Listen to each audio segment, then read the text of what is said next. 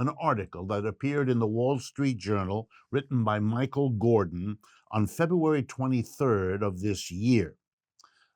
He writes very smartly and helpfully about something I think many people don't see, but Michael Gordon does, that we are in the midst of a reorganization of the world economic and political order.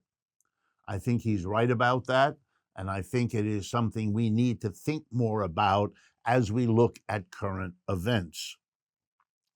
I do think, however, that he's wrong in how he describes it. He says it is something Russia and China are doing. That seems to me to be a mistake. It is no more being done by Russia and China than it is being done by the United States or Japan or Britain or Europe or a whole host of other actors. Something as fundamental as the world order is always a collective project, whether or not the people involved admit it or even see it. If you look at the 19th and 20th centuries, you might say that the 19th was the rise of the British Empire, and the 20th was the decline of the British Empire and the rise of the American Empire. That's a good argument. It's been made. But to say that it was done by the British or done by the United States is a mistake. This is part of a global evolution, and some periods of time, global evolution raises one country and brings down another. That's been the story for a very long time. Remember the rise of Rome, the rise of Greece, the rise of the Italian city-states, or whatever other period of history you want to see. In my view, what we're seeing is the evolution of capitalism. Just like in earlier phases, we saw the evolution of the slave economy, for example, in ancient Rome or Greece, and so on. So what's going on is a change in how capitalism, as our current economic system, is evolving. Let me give you simple examples. Once upon a time, capitalism made New England and then the Midwest the core central success stories of American capitalism.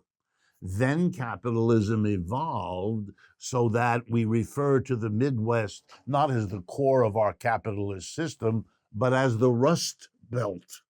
And New England is a place where we have universities, medical centers, but we don't have heavy industry because that's gone somewhere else. And so the capitalist system evolved, and therefore certain areas were rising up and others were declining. I think what's happening now, and this is the scary part for some of you, is that the dominating role of the United States is over.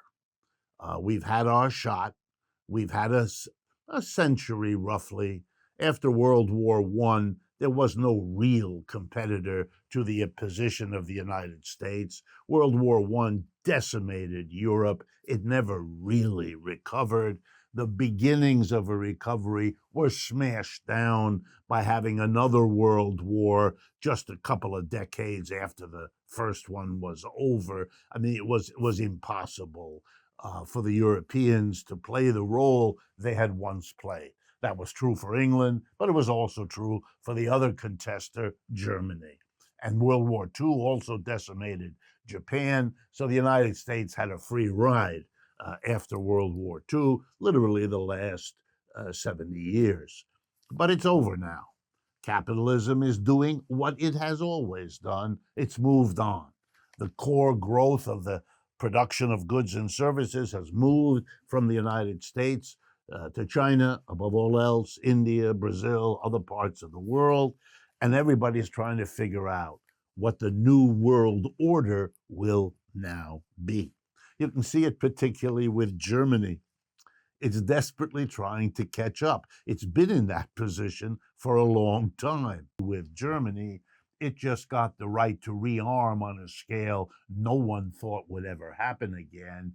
The United States says okay because it needs an ally against the Russians. Out of these kinds of accommodations, we've had real trouble in the history of the world. We'll see where this new world order takes us.